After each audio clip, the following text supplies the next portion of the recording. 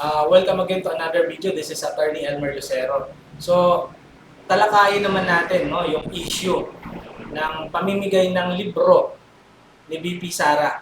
No?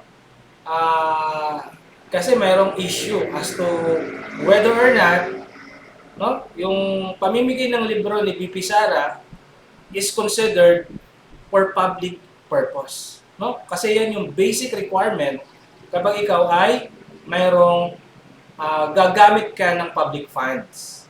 No? It must be for public purpose. Okay, simulan natin. Iginiit ng Office of the Vice President na ang layunin ng libro na isinulat ni BP Sara Duterte ay makahikayat ng mga kabataan na magbasa at ito ay walang halong politika. Naging mainit ang talakayan ni BP Duterte at Senator Risa Ontiveros nang matanong ng mambabatas ang 10 milyong pisong pondong hinihingi ng OBP para sa librong ipamimigay sa mga bata. Ang librong may pamagat na Ang Kaibigan ay librong pambata na isinulat mismo ng pangalawang Pangulo.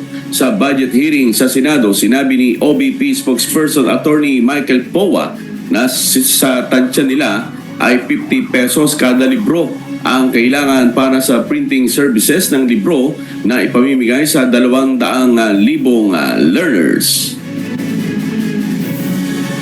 Just to add details to that para ma-appreciate ng tao yung budget, no?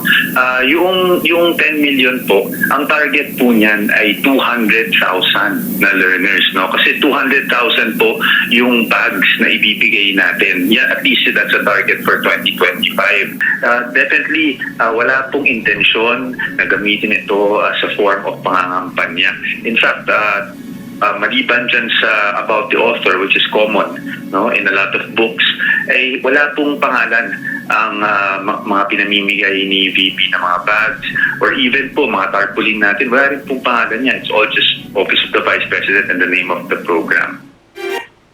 Naging mainit ang...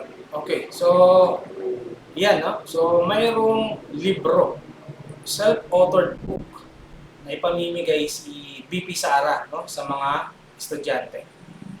So, basic question, basic question, yung pamimigay ba ng libro ni BP Sara is considered public purpose? Kasi, under the law, if you are using public funds, yung public funds na yon should be used only for public purpose. Basic yun, basic. If you are going to use public funds, dapat yung paggagastusan niya, is for public purpose. Yung libro ba na ipamimigay ni BP Sara, ito ba ay matatawag nating public purpose? So, may gray area dyan sa project na yan, ni BP Sara. May gray area. Hindi siya for public purpose. Anyway, para ang libro ay maipamigay mo sa mga bata, sa mga estudyante. It must be authorized by the DepEd. Diba? Dumadaan yan sa evaluation ng DepEd bago mo siya ibigay. So, pangalawang tanong yun, na-evaluate ba ng DepEd yung libro na yan? Okay? So, napakahirap, para sa kagaya kong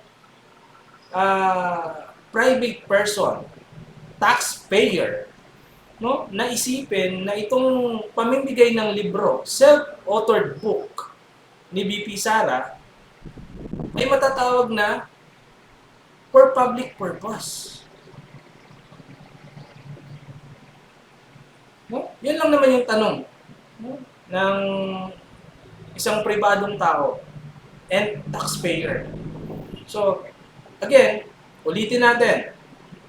walang masama, no? Kung ikaw ay gumawa ng libro at ipamimigay mo. Pero kung gagamit ka ng public funds, no, in order to print and distribute your book, no?